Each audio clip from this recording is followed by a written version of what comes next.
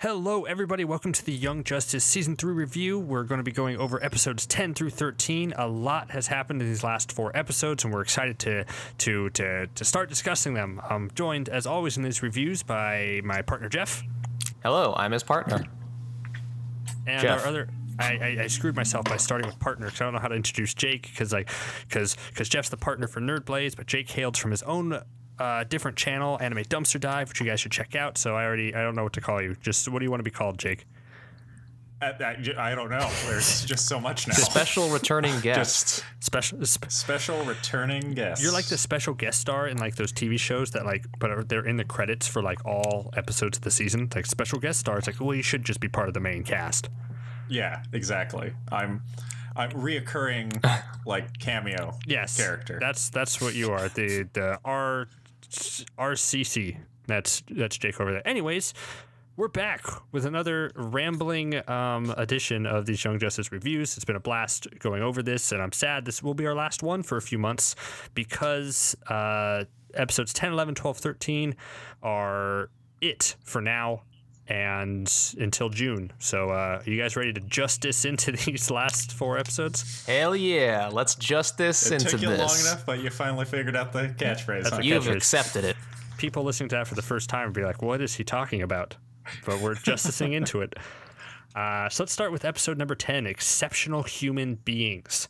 It starts off awesomely with Batman, Katana, and Metamorpho, who finally complete the Young Justice Outsiders banner, because we see Katana and Metamorpho prominently featured on those. It's Batman, Katana, and Metamorpho go on a covert mission to Santa Prisca to investigate the Shadows and Terra's whereabouts. The interesting thing about this scene is that it has to be done almost completely silently because ninjas are afoot, so you got to be super quiet. The framing device of just this first episode, what'd you guys think? I liked it a lot. I don't know. I was waiting for Jeff. Yes, yeah. I guess I usually go first, but I don't know. I want to mix it up. I was like, oh, you guys are really thinking deep about this. What do you guys think? Long and hard about this framing device. What do you think of this framing device? What is a Batman? Okay, I admit it was a weirdly framed question. What do you think of this first section, this Batman, Katana, Metamorpho team? I liked it a lot. I like this section probably the most. I like this whole storyline the most out of every episode we watched, and that's because it is hate to steal from your mini video that you did about these episodes, but it's talented superheroes doing a mission effectively, very competently. Yes. Competent, that was the word. Yeah, and I really liked it. I liked the whole thing. I liked Metamorpho talking too. He seemed kind of like, I don't know, he reminded me of Bender from Futurama. He was not what I expected him to sound like. Yeah, he's got a bit of an accent there. He's kind of from Brooklyn. It's like, hey, I'm always in pain. Hey. Hey, I'm walking here. I'm metamorphing here. I'm metamorphing. Yes, I wish that was his catchphrase. I liked it a lot. Yeah, I like Metamorpho especially. When I saw him on the banner, I was like, man, this guy looks like a fucking idiot. But after seeing him in action and all the different cool things he could do, and he has that cool one-liner where he's like, I'm always in pain. And what did he say for that? I forgot what his one-liner was, but it was cool. And he's got a cool costume. And I don't think it's a costume. I think it's just his skin. Oh, that's just his skin, yeah. Skin. But was there a point where he used fart gas? Yeah, he had gas. Is that his form? He can turn into a farty gas and just waft himself between people. Gas that smells bad. But it's understandable. Or there's that little small comedic beat there where the 2 henchmen were like, you farted.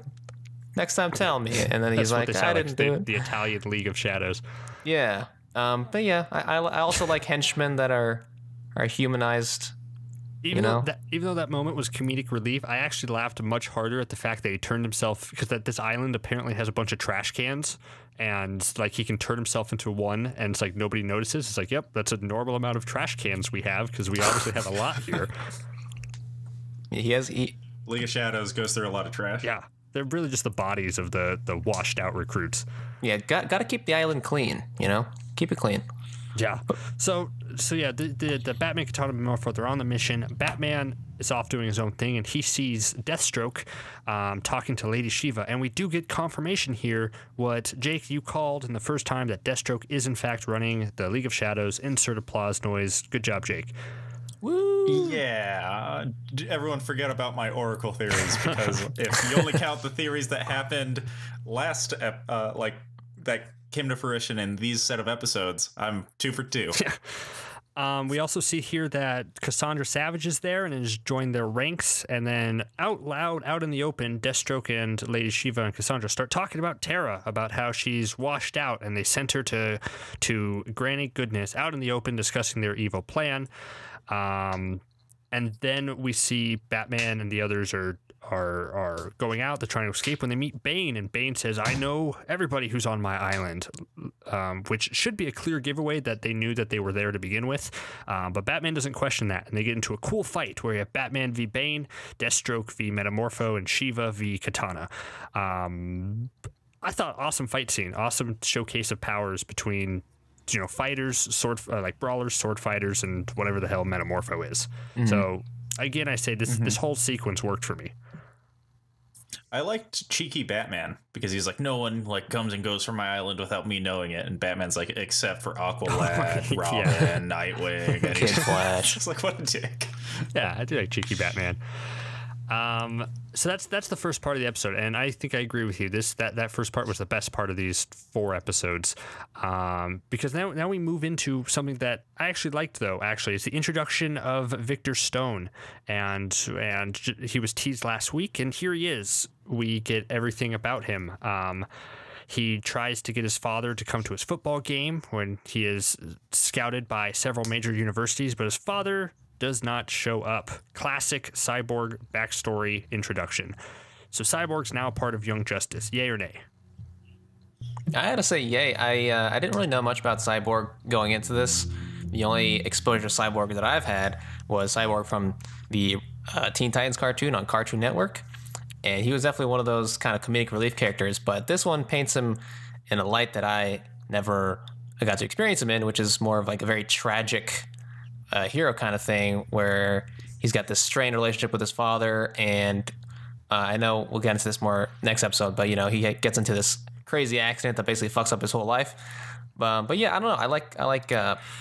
I like this character. I was not expecting to like Cyborg in the show. I thought, like, man, do we really need Cyborg's backstory this time? Because we're still not even connecting with Prince Brion, Halo, and Forager as much as we should. So it's like, why devote time to another character, even to backstory I already know?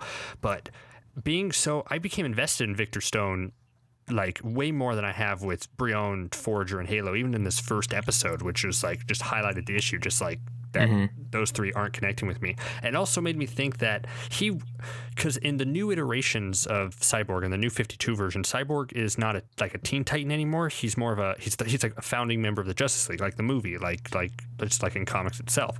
And I think this proves that he works so much better in this arena as like a kid who just gets handed this blow instead of like an adult, like a college student. What do you guys think? I like it. I'm a little over the Cyborg origin story at this point, because I've seen it in Justice League War, that like animated movie that came out a while ago, and then even in Justice League. And so I'm like, you can only see Victor Stone get blown up so many times. And I thought this one, though, like after his origin and being angry, part man, part machine, after that part, though, that's when he did. Like, I agree. I liked him a lot more after that, when he's and it made me like our main cast more, like interacting with him, I guess, in a way. And so, yeah, I like teenage Cyborg over adult Cyborg a lot.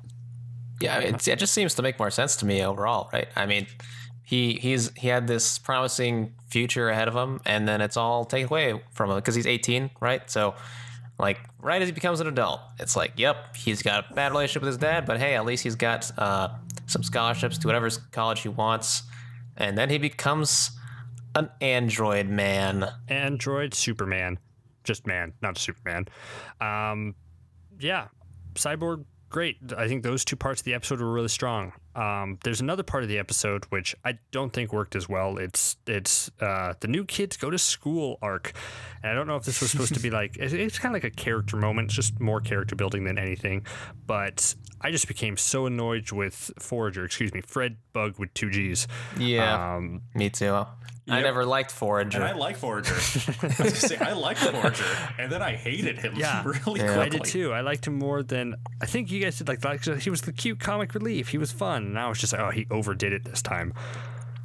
Yeah, I mean, I never liked him in the first place, and this made me, it definitely cemented my belief that he is just annoying. Oh, go ahead, Coby. I just think I question their whole decision to send these kids to school. Like, why? Is it just to get them out of the house because they needed a date night, or because it's not like they really needed school?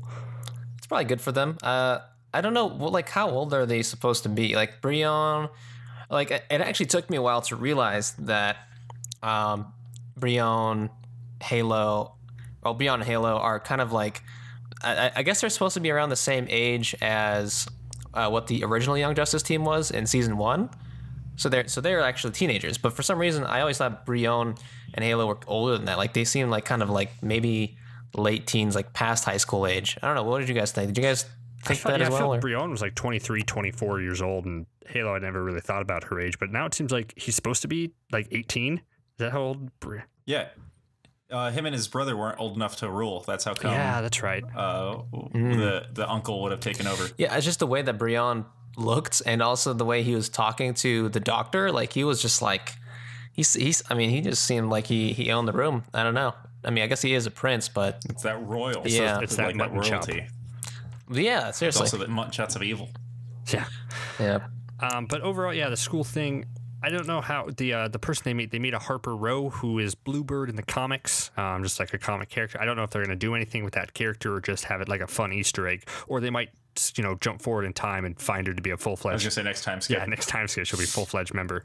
And I'm pretty sure this world has more metahumans than actual humans at this point. Yeah, everyone's a metahuman. Yeah, everyone they meet is because even in Victor's locker room, I think you met I think Cisco Ramon was there, who's Vibe.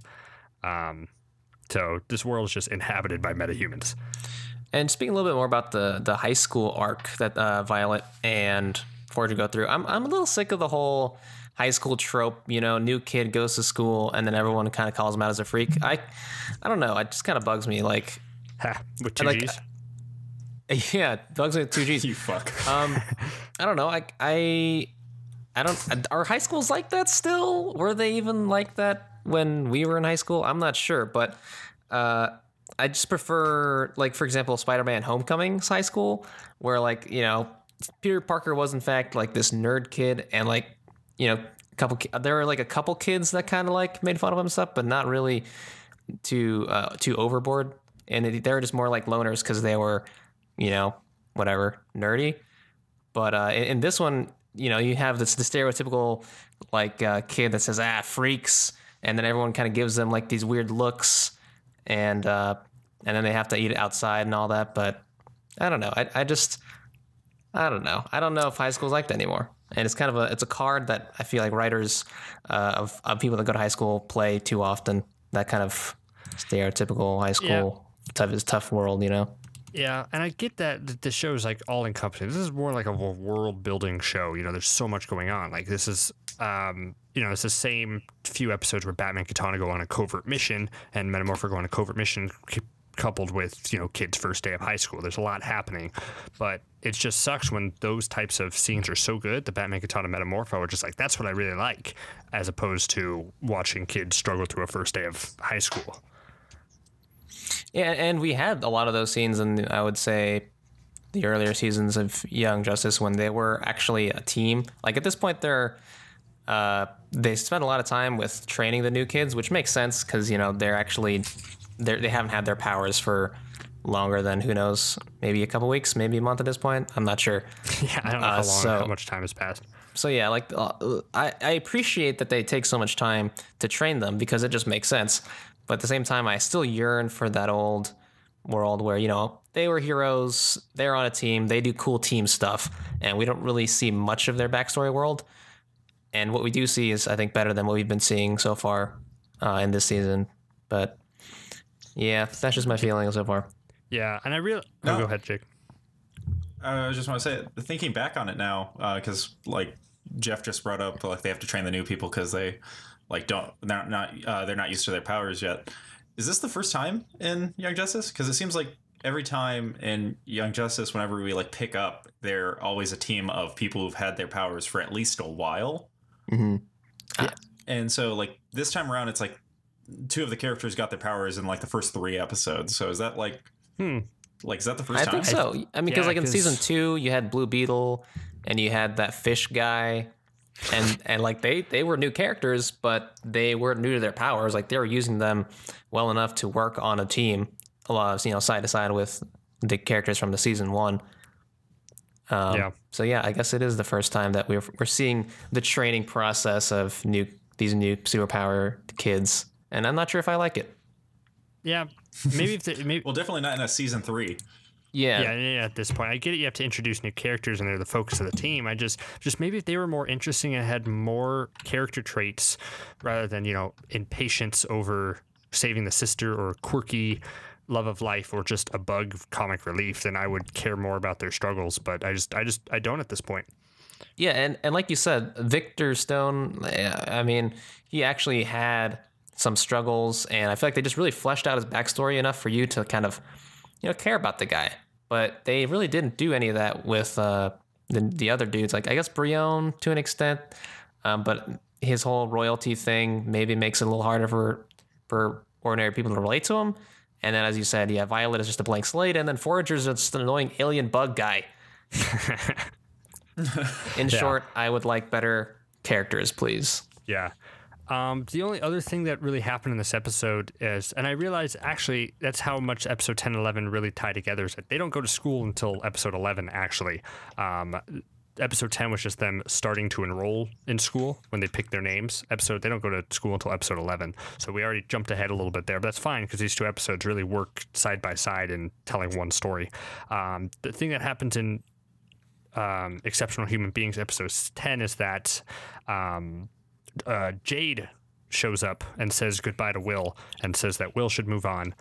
I saw this as Jade basically saying you should make a move on Artemis because I'm not coming back. That's what I saw too. I was like immediately afterwards, Will and Artemis banged that night.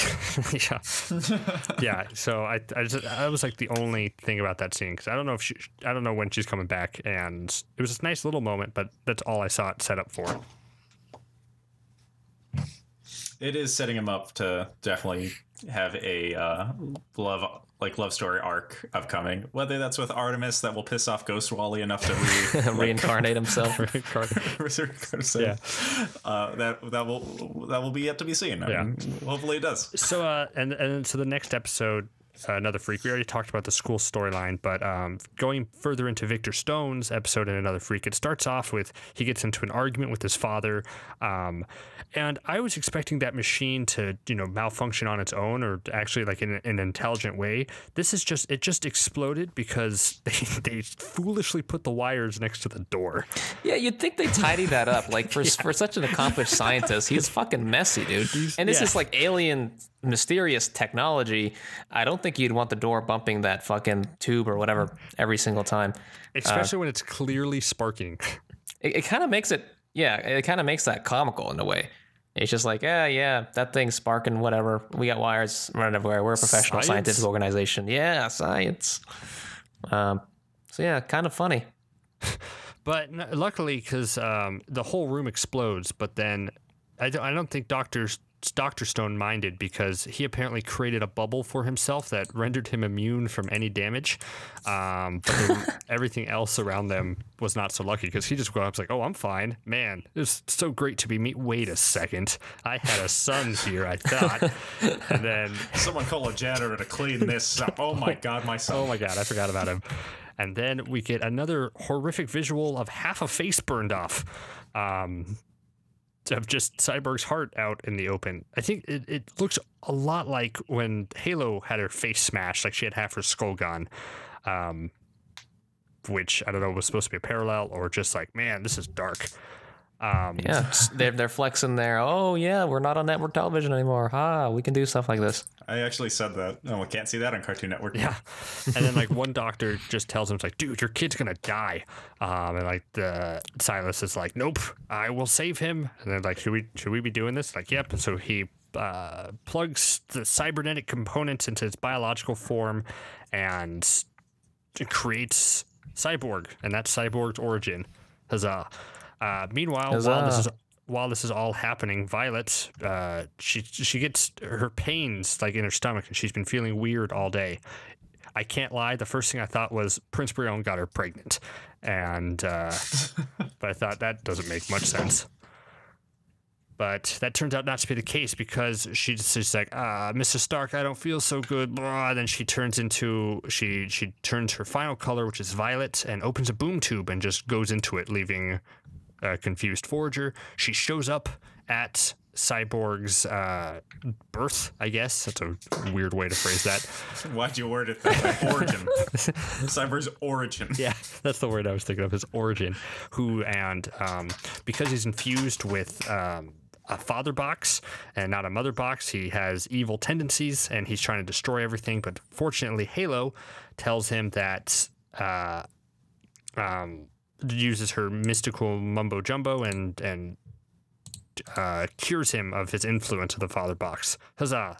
So that's what the indigo aura does, I guess, is to help that. Woohoo. Specifically that? Just Cyborg?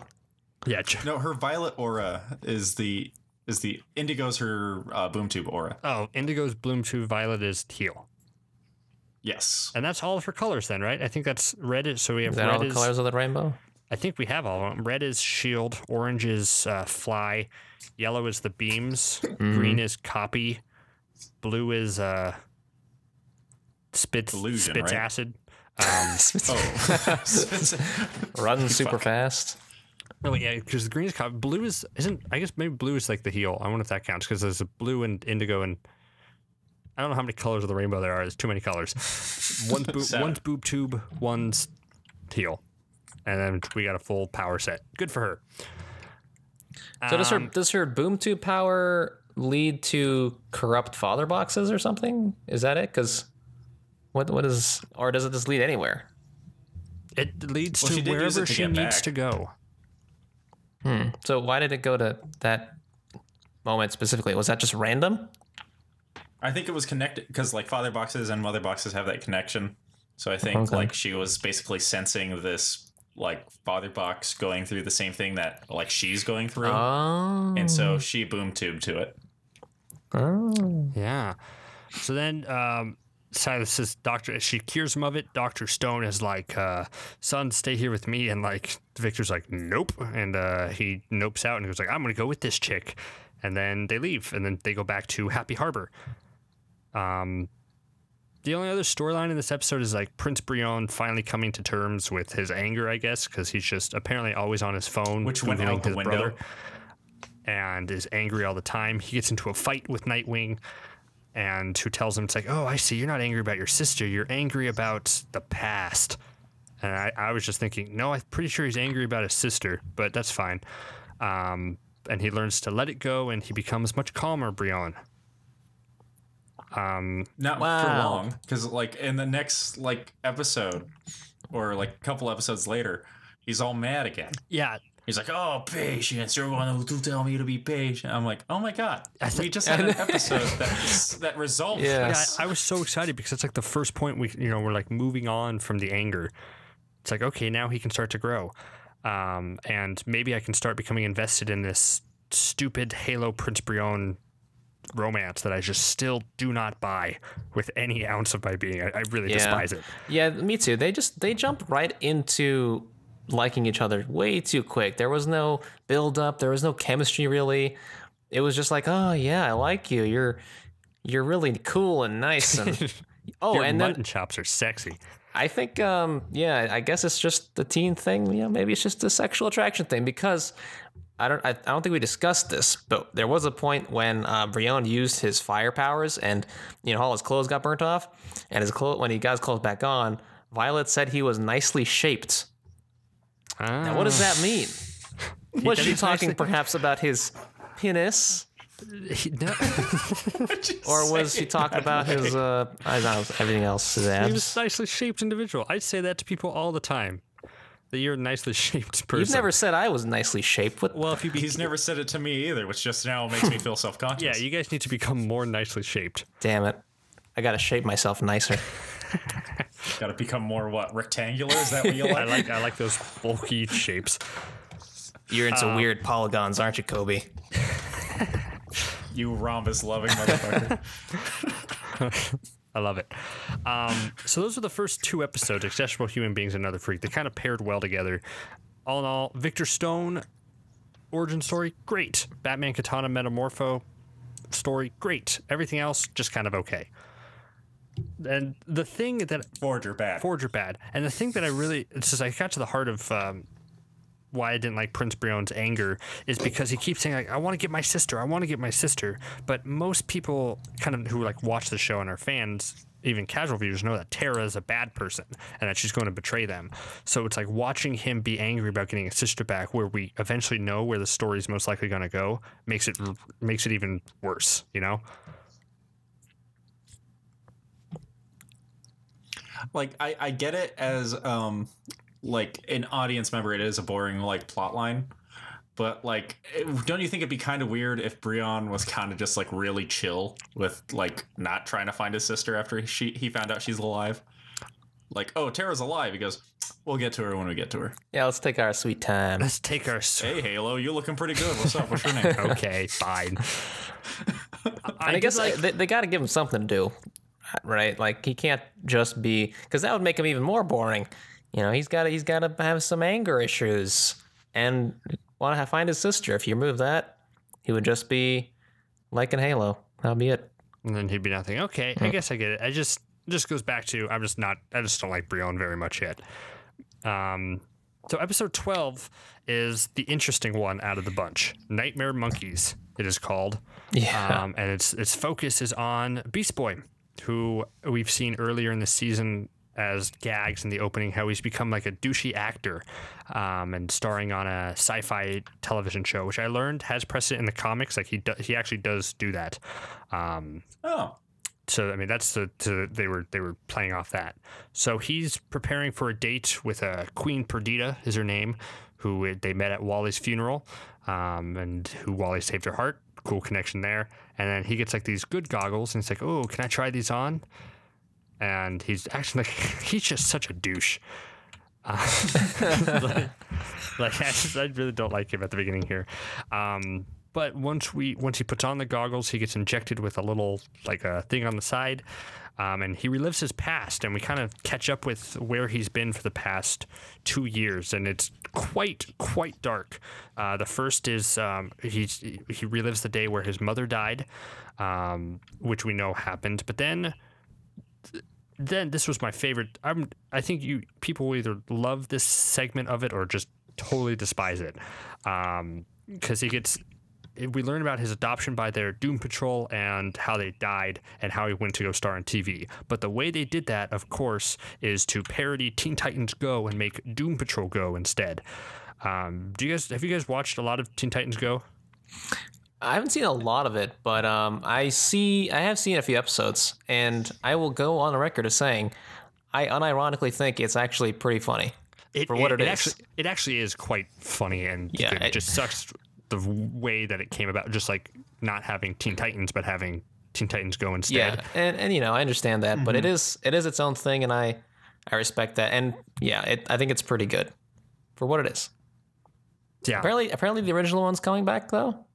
Maybe. No, that was like in a special deleted scene of in the original in Teen Titans Go. There's like a deleted scene in the movie that shows up on like the special features or something. I don't know the story of it. And it was the end credit scene. Yeah, no, it was, but it's like that resolution came from in a future episode of Teen Titans Go, where it's like they met themselves, or like in a deleted scene. Oh, okay. I believe it was supposed to be a TV event. I didn't know it already happened, but it was supposed to be like Teen Titans Go versus Teen Titans. Oh yeah, I think it is happening. That's what's happening. But cool. But this Doom Patrol Go show was just so morbidly dark because they have the original voice cast of the Teen Titans voicing different members of the Doom Patrol, and you learn that Beast Boy joined the members of the Doom Patrol. They took him under his wing. He kind of found a new mom in Rita. Everybody went out to do a mission, and they all died except for Mentos, who I don't know what Mentos' powers are. But everyone died but him, and he took custody of Garfield and kind of forced him into show business life, and that's pretty dark. But they do so in a way where they sing a very cheery song. This, which I loved. I love that song. What did you guys think of it? I like the whole parody of Teen Titans Go with this sequence. So like when they're singing that they're just gonna go out and die, it's kind of just like awkwardly laughing. Die. Yeah. It's like, oh god. And Cyborg at the end's like, we ain't gonna make it. I love that little thing. Or the Cyborg's voice actor. I don't know. I liked it. It was wacky. I don't know if it was the best way to do it, but I guess it was such a dark subject matter that maybe if they went all in and made it as dark as it was, it maybe would have been too much. So kind of parodying Teen Titans Go was the way to present this sad issue of Beast Boy's life so far. I don't know. I like the method of information because like we could have done it in two ways, in different ways. Like the other way would have been, the boring way would have just been like him like telling like the princess or somebody like his back, like when I was young I went with the Doom Patrol and and they died, and that's like the boring way to do it. And the dark way is to, when he's in these good goggles, he's just flashing back to all these moments. But I'm happy they chose to do something that's like a little different, that stands out for sure, that's like memorable in a different way. And I like it when the show takes creative risks like that. I mean, to have that segment in an episode right after the episode where we see Cyborg's mutilated body is just insane, that the show has that sort of range. So when they take risks like this, I was all aboard for it. Then we see other segments that he flashes to, including when he's on the ship deck of his TV show and he sees all the fallen members of the team who's died. The original Blue Beetle, I forgot who the girl was. Do you guys remember? The girl was Dolphin. Sure. And the Aqualad's girlfriend. Oh, okay. Yeah, that's right. Yes, her. And then Tula, right? And Jason Todd. They all get zapped. Wally's like, "Oh, I think I'm next." She's going to come back later on. Absolutely sure. Then he meets his pet monkey that he was a kid who reveals himself to be the monkey god who chose Garfield to be his avatar.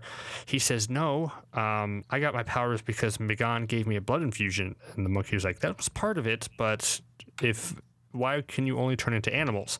Really just kind of helps you unlock your metagene, and then I chose you to be, who I want you to be, which is a hero. I chose you to be a hero, and you've run away from it for too long. And that was an interesting thing to examine about Beast Boy's character, because when he was first introduced in these first two episodes of the season, he's just like, man, he's turned into such a douche. But it's nice to get a backstory where you realize that he's run to this life because of all the loss he's experienced, and he's afraid to be the hero that he once was, and he kind of has to get back to that. So his whole arc this episode, I liked a lot. Did you guys like it or no? I think it was, like I said, the way they presented it was very interesting, so I was at least entertained by it. What I'm worried about is, I wonder if any of it really matters, because are we going to see Beast Boy in action later on in the season? I'm not sure. It has yet to be revealed, but it was definitely an interesting way to deliver the revelation that, these VR goggles are bad. It's kind of a roundabout way, like, yeah, let's have Beast Boy wear them, and then suddenly he gets into a psychic coma, and then that's how we're going to reveal Beast Boy's backstory, and then after that we're going to reveal VR goggles being bad or something. I don't know. I thought it was a little bit weird, but it was a definitely entertaining part of the episode, so I guess I don't mind it overall. Jake, what about you? Same. I feel like it justifies Beast Boy's earlier appearances, because I remember even saying, like, I don't get why the hell Beast Boy's in this. Mm-hmm. And so when when they had this, I go, oh, okay, that's cool. It shows that he kind of ran away from being a superhero. All right, I can get on board with this. But then I also had the same thoughts as Jeff of, will this matter? Because we're not really focusing on the team, and I doubt Beast Boy's going to become an outsider. So yeah, I wonder if this means if he's going to be back to a hero, if he'll probably join Magan's team, most likely, right? And that seems like the most logical place for him. Yeah. Oh, but Terra came back. Oh, Okay. so but if Terra's there in their agreement, so it does have precedent if he's in. But he's dating. Yeah, Dylan. that's true. Or could they be the same person? That's a joke. That one's a joke. They're both blonde. They Could both she have actually accents. be Wally in disguise? They have different eye colors. The eye contacts, color contacts. Easy. Okay. They also have different hair length? Wig, I Wig, guess. yeah. Man, Terra's just evil. How dare she pretend to rule a country and have a heart I mean, condition? how else did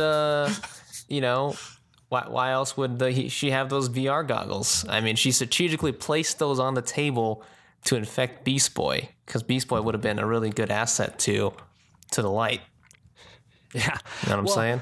Though it's like these goggles have no chill whatsoever. I'm surprised they haven't been found out yet, because we learned that these goggles are made for metahumans, and when metahumans put them on, people with the metahuman gene, they're subliminally encouraged to go to Encino, or like to the closest metahuman traffic facility. It's a good plan. Like, I can see why that works, and it's a logical jump, but like the way they're subliminally told, like he puts them on and then he takes them, he's like, I have to go to Encino. What? I have to go to Encino. Like, you think somebody would have figured it out by now. Because it's not like, hey, do you mind if when we go to the party we stop by at this place I need to go to? Like, it's so obvious that they're brainwashed. Yes, that's Beast Boy's storyline there. We get another big reveal at the end of this episode, because after Magan and Superboy save Beast Boy, they help him out of his coma, and he decides he wants to be a hero again. They go back to Happy Harbor, where they meet Victor, and then meets the Outsiders for the first time and reveals everybody. Reveals his tech body came from a father box. And then upon hearing this, Spear is there and morphs into attack mode.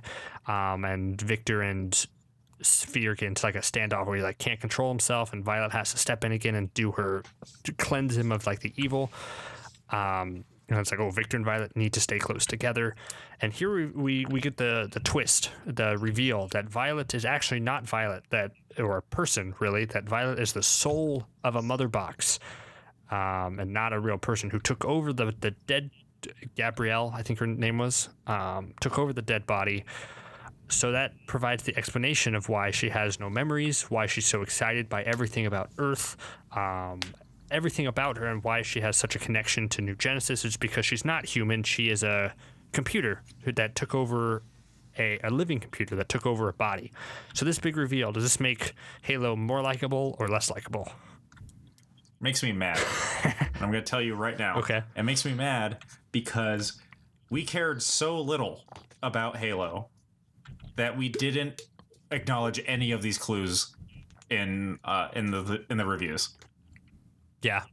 Like when Dr. Fate goes like, oh, sure, there's a old soul in there. We went, there's an old soul, whatever. Dr. Fate said stuff. But meanwhile, and then it's like, oh, we didn't even mention the dead mother box, I think. And yeah, it's beforehand. like just all these. Yeah, there's all these seeds of this reveal, but Halo is such a such a one-dimensional character that we didn't really care like where she came from or her mind. We were like, oh well, Halo's kind of just boring, and then it's the big reveal, and I'm kind of like, if she was more interesting, this would have been really cool. Yeah. Yeah. So I was a little mad about it. It's kind of it's interesting because she is such a boring character, and now there's an explanation for why she's such a boring character, because she's just this robot entity that has possessed this human body, and apparently so the memory, as far as I understand, the memories of both the mother box and the original human, I forgot the name, Gabrielle Dow, I think. Yeah. Their memories were basically wiped. And then when Gabrielle Dow, started getting some of her memories back, the mother box part of her was like, I am not that person anymore. Yes. So I'm kind of confused at the same time, too. It's like, so is she mostly mother box or is she mostly Gabrielle Dow? Because in this scene, she firmly says, I kept telling you I'm not Gabrielle. Gabrielle. And they make it like she's Violet. They make it such a stupid thing. I think it was like, and you were telling us that from the beginning. Yeah. It makes me. Well, yeah, it's kind of sad because that Gabrielle Dow is actually dead. So what we're interacting with is this blank mother box personality that really has nothing going for her. So that means there won't be any interesting reveals, I guess, for this person's backstory. Not that I was really expecting anything. But that means that moving forward, we're just going to be interacting with this boring one-dimensional character. But at the same time, she experiences emotions.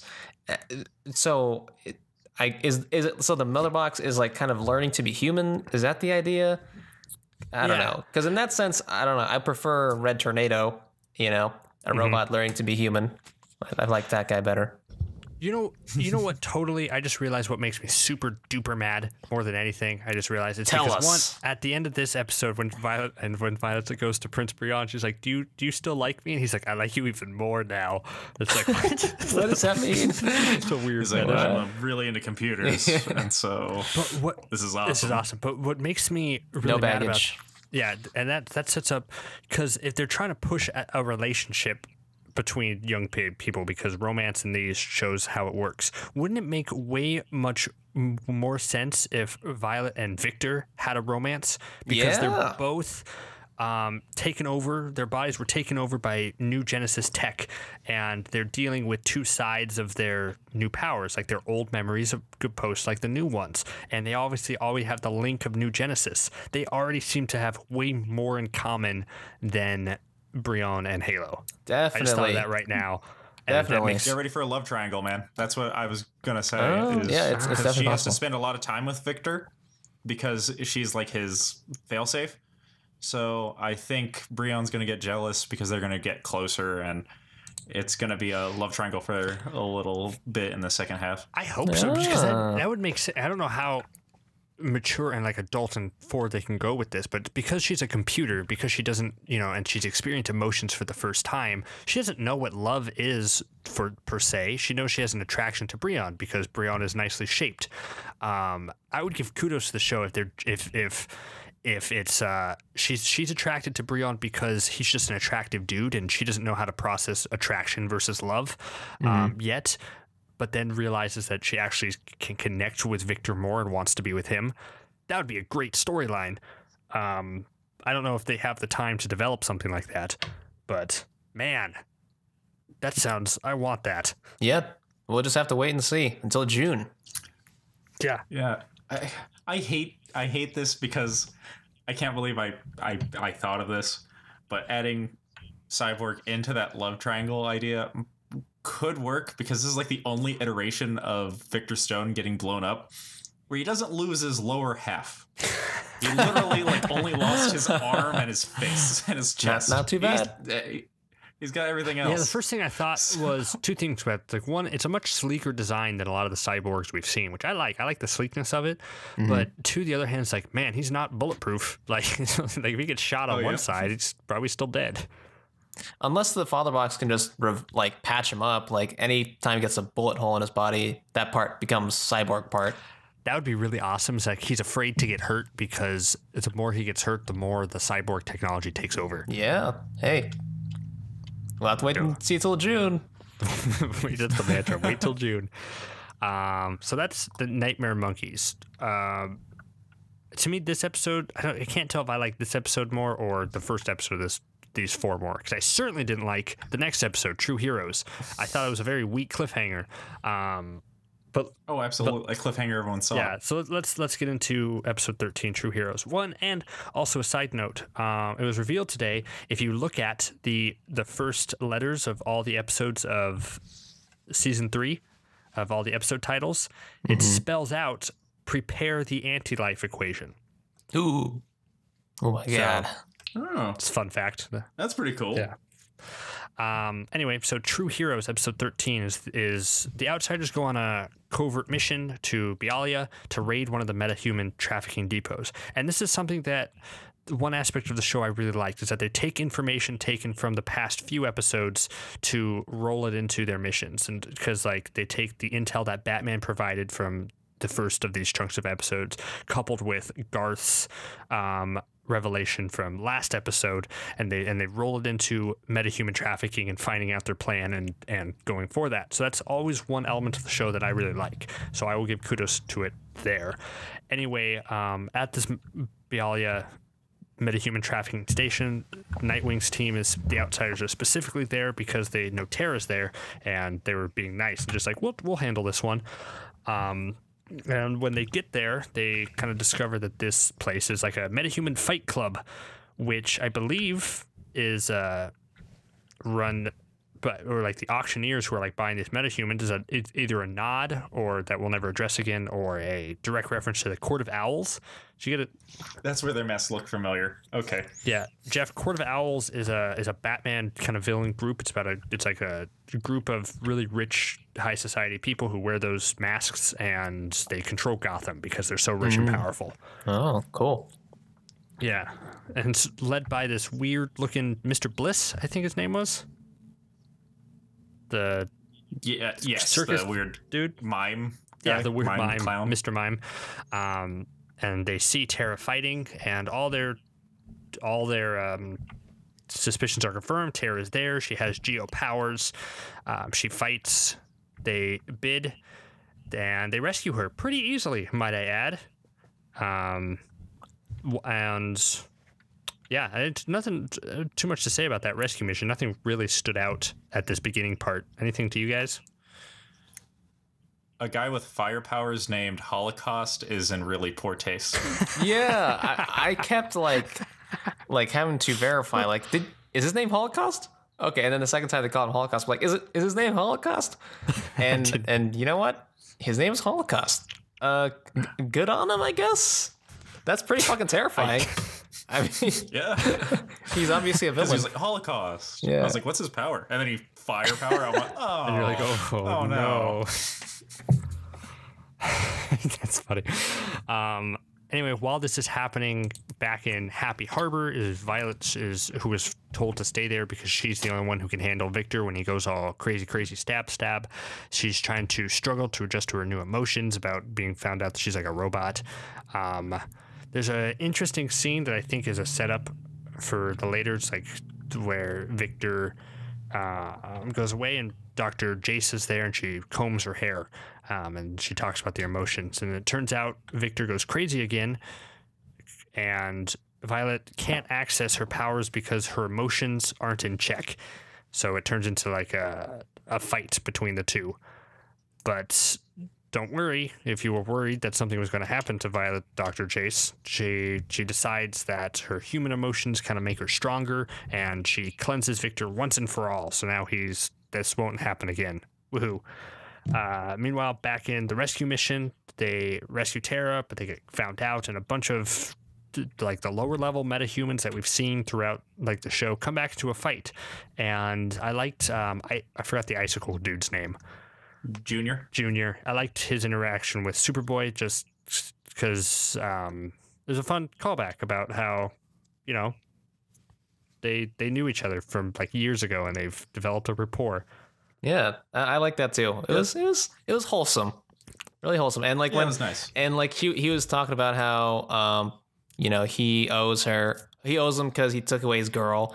But Superman tells him that they're engaged, and like Junior's like still genuinely happy that they're engaged, and like, oh, that's nice. Yeah, you know, he doesn't really have a grudge against them. He's just busting his balls, you know. Yeah, you can tell. It's like, I know it's supposed to be fun, lighthearted, but it's like the deeper part of me when I think about that is just like, because Junior knows nothing besides this life, besides the evil life, because he's supposed to be evil because his father's evil. Mm-hmm. So he just has to be evil, but he really cares. He's like, oh, that's really nice of you. Mm-hmm. But he knows nothing else besides, oh, we have to do this evil thing? Let's do this evil thing. And kudos for him for being an icicle dude trying to take on a Kryptonian clone. Because he probably knows he's going to lose. He's just like, you know, just another day. Just another don't day. Hurt me too bad. Yeah, and I think he goes easy on him. He goes, you know who doesn't go easy is the really strong woman and Black Lightning, when she's like, I can take anything you can throw at me. And he's like, what a relief. Because that was remember, awesome. he killed a kid. Like lightning kills Killed a kid. It's like, killed a kid. And what you get to take? And what you know what that feels like? He never let it go away. But it was a cool moment because I will say the design of his lightning is awesome. Yes, I do like that. I do like the effects of it. Yeah, it's got a great aesthetic. Yeah. Black Lightning. I do like the beginning of this mission because like you see superheroes fight like all the time and it's always a big spectacle, but at the beginning of this, Black Lightning takes out Simon just by electrocuting like the pole that he's touching. Yeah, and I like that. And I just like subtle superpower stuff. Yeah, and he was like the biggest threat in the room, and he was just like, boom, done. Boom. Problem And out. I like how everybody else was just like, oh, that's weird. Yeah. Lucky no one else was touching the pole. Like, what if Black Lightning electrocuted like 4 kids on the way to Who's Simon? holding it past Simon? He's like, no. I was like, oh god, we lost Black Lightning again. I would liked it more if he zapped like the big one, like one of the strong guy, and the big one fell off the balcony onto a group of children. Huh. Mission failed. Get him next time. Abort. Maybe go sleep with Dr. Jace again.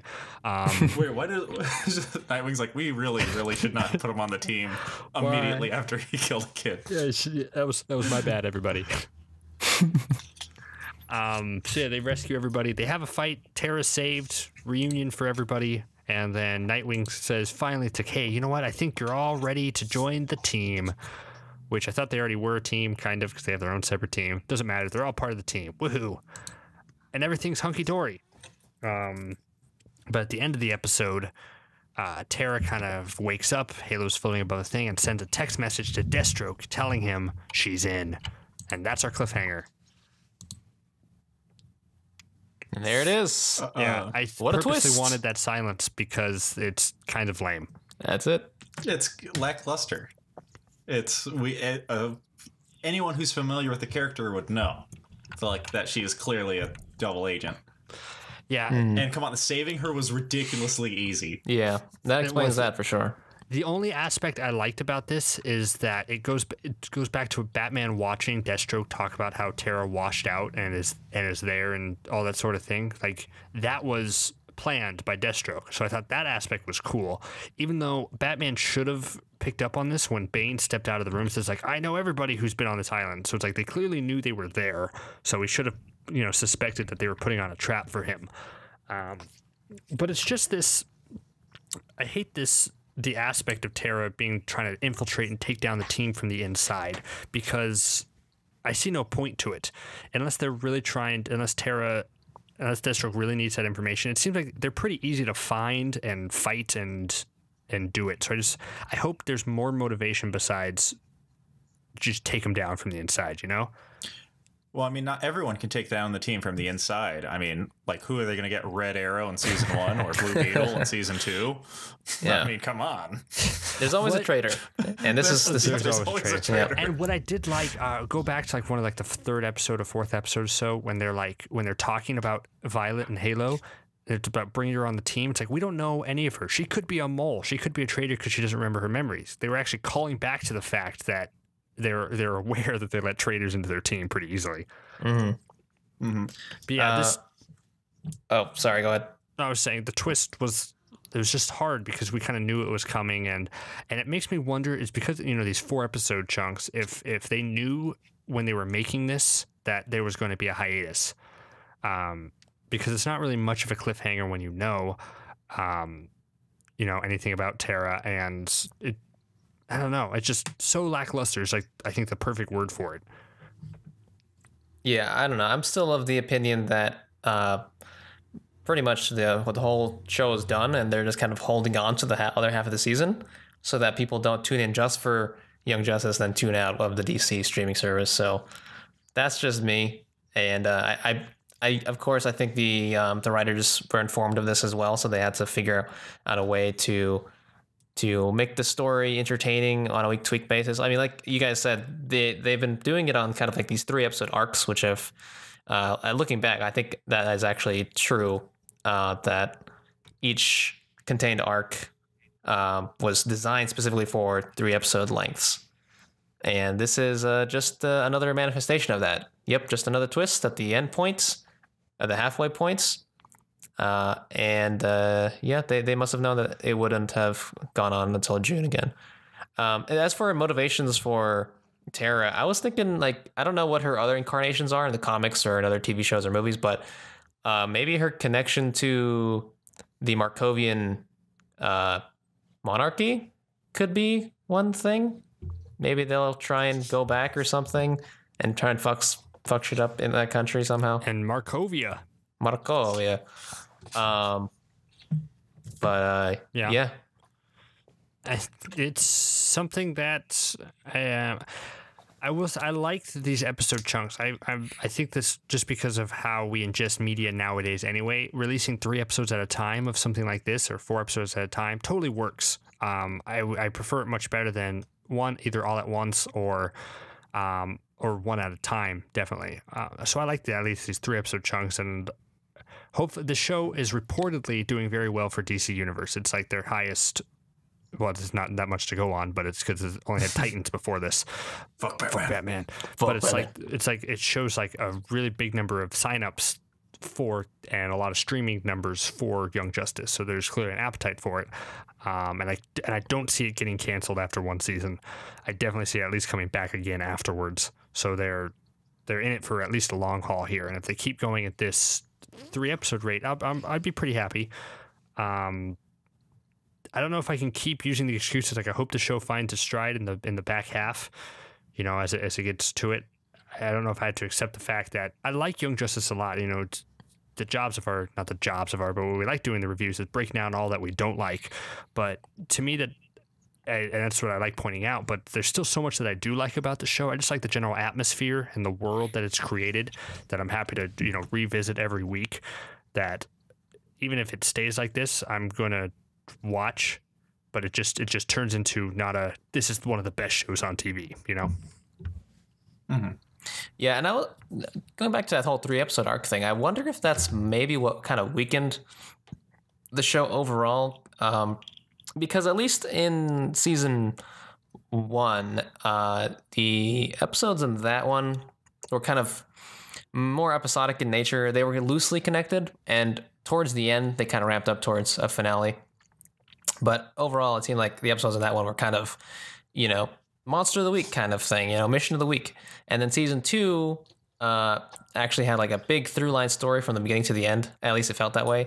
And because of that, I feel like it had that sort of week to week attitude where every episode kind of led to the next one naturally. And that's why it kind of felt very tightly woven. And I binged both seasons because of that, because the quality of each episode was so good. But when you have these 3-episode arcs, I wonder if because you have to have the 3 episodes overall kind of lead into the next 3 episodes overall, it doesn't really lead to a very tight story, because instead of thinking it as like a week-to-week through line where each week you kind of have to, whet their appetite for the next singular episode, they have like more time to stretch out these moments that are supposed to be cool across the 3 episodes and leave you waiting for the next 3 episodes. I don't know if any of that made sense. It did. Yeah, but like, I don't know. That's just what I thought of just now. I wonder what you guys think of that.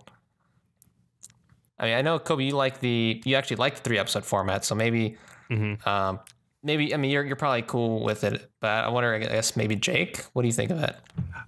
Well, for like me specifically, I've actually tried to step away from binging a show, because I want to have that like experience of watching an episode and then the anticipation for seeing it. Like I get it's weird to say, but like I felt like watching the original Young Justice series was I'd watch that episode and then like it was good enough for me to want to see the next episode. And I feel like a lot of media nowadays, when like the next episode auto plays, I can just sit there and I feel like I don't judge it as harshly.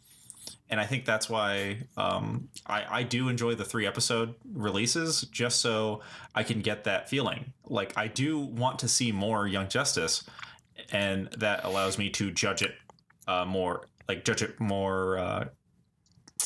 don't know how to say it. More critically? But like I don't, yeah, critically, because I'm getting there. I'm getting time to sit on it and really see like how I feel about it. And at the end of the day, yeah, it's not as good as the other Young Justice seasons, but it's still good, and I still look forward to seeing it. So I do like the 3. It lets me have that anticipation. I just absolutely wonder if the writers knew, because this show, remember when this was announced a while ago that the Young Justice season 3 was coming back, and when this was first announced, they were probably writing out their seasons and their stories. I don't think they could have known back then that they were going to be airing in 3-episode chunks, right? Like, I mean, maybe they did, maybe they didn't, because there's some like the first 3 episodes totally seemed like it was planned. It had the beginning, ending of an arc, but all the rest of the episodes kind of have been a hodgepodge of different things. So I wonder, now that they're aware that they're probably going to air in 3-episode chunks if this is successful, if next season we're going to have a different type of feel to it, where these chunks definitely seem to have an open and close arc that's happening in between.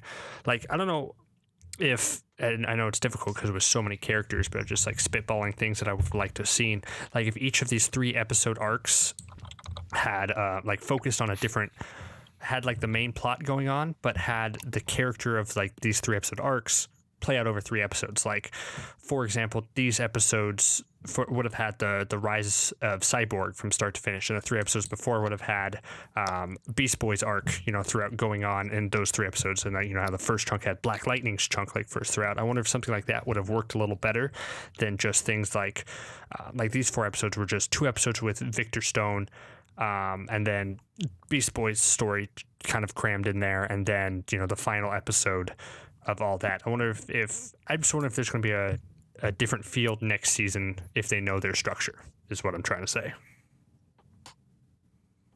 So you're of the opinion that they actually didn't know that they were going to be released in 3-episode chunks? I think so. That's my guess. I think that first thing was just a normal like opening, like the intro to it. I bet if this aired like they thought of, that would have aired as like a 1-episode movie type thing, like a long chunk, but then the rest would have been normal. Because that back then DC Universe was still just an idea. They didn't know how they were going to do things. They didn't know what shows they were going to bring out or how they wanted to present their media. So I don't think they could have known. But that's just a theory. So that's the first half just of Young Justice Season 3. Just really quick, I just wanted to ask you guys your favorite part about these first 13 episodes, your least favorite parts, and if there's anything that we haven't discussed that you want to see in this back half or not. So one of you can... Okay. I'll go first on this one, because my favorite part and my least favorite part both happened in these 4 episodes. So favorite part is the Batman Katana Metamorpho sequence where they're going through and infiltrating the League of Shadows, and I love that whole thing. Least favorite part, Fred Bug with 2 Gs. Yeah. That whole thing with Forger. Yeah. Like, I could not stand the high school just because he kept referring to himself as Fred Bug with 2 Gs. Fred Bug with 2 Gs? Okay, I would say my favorite part would be the origin of Victor Stone as Cyborg, just because I personally haven't really experienced it that much, and I really like the emotion packed into those scenes. It really shows off the motivation of Cyborg and the pain that he feels, how tragic his story actually is, and I actually care about Cyborg more so than any other character in the show currently, I would say. And my least favorite part, I guess I'd have to be in agreement with you with the whole high school scenes. But I guess in an overall sense, I don't like the new characters, Brion and Halo and Forager as a trio in general. Don't like them. Okay. As for what I'd like to see, I really want to see the original Young Justice team come back and just do like a rescue up, just those original members, which would mean Kid Flash would have to come back. And then Aqualad have to join up with Nightwing and Artemis and Superboy and Miss Martian again. And I just want to see the old team back. And hopefully there's like an episode centering around just them and how much they've grown and just doing some cool mission-y stuff. So yeah. Sorry. Forgot to say what I'd like to see. And that is, I'd like to see Kyle Rayner. I think Young Justice can do it. I think Young Justice can do Young Green Lantern Kyle Rayner. And I only say that because in this sequence of episodes, it shows Hal Jordan, and Hal Jordan is looking old. Yeah, he's so old. It's just like, oh, they need a young buck here. So I mean, come on, like you make Hal Jordan do his thing, like you eliminate the Green Lantern Corps, that will make Vandal Savage in his war planet even stronger, and then only one single Green Lantern's left, and you put him on the team, and it's Kyle Rayner. Make it happen. Okay. My favorite parts about these 13 to tie, it's either the fun episode with the Harper Security Company. That whole sequence was lit. I liked Beast Boy's arc, this on Nightmare Monkeys, because I like when it changes my perception of, man, Beast Boy's such a douche now, but it's like it turns out he has a really dark history and why he ran away from Hero and the resolution for that all worked for me, especially with the Doom Patrol Go song. My least favorite thing is the new characters with Prince Brion and like a Halo romance. It just seems forced, and everything about them I not connecting to, especially with the addition of Victor Stone, who I really do like. So it just highlights how those other three are not good. What I want to see in this next part is, I mean, at this point, just like, fuck it, let's bring in Starfire and Raven to the team as well. Like, why not? If you already have Beast Boy and Cyborg, let's complete this and kind of shuffle out the new characters. And I want to see, more just Will Harper in general. You know, I think he deserves to be in it more, and we'll go from there. Any other final thoughts that you want to say before we sign off till June? Till Young Justice. Thank you all Let's for listening. justice into Young June Justice. Justice. But this has been fun, guys. I like talking this with you guys every week and digging into things, and it's been a blast. So thank you guys, and thank you all for listening. I'm Jacoby. I've been joined by Jeff. We're part of Nerd Blaze. Like, comment, subscribe for all that fun stuff. And with our special guest star, Jake, who hails from another channel. Jake, you want to plug yourself really quick? Sure. Come from Anime Dumpster Dive, where we go in depth on an anime that the anime community has deemed trash. We also watch a seasonal anime, and this season we are watching The Rise of the Shield Hero, and it is fantastic. Ooh. Well, that's fun. I guess now we have to check that out too, Jeff. Anyway, thank you all very much, and we'll see you in June. June Justice. Young Justice. See ya.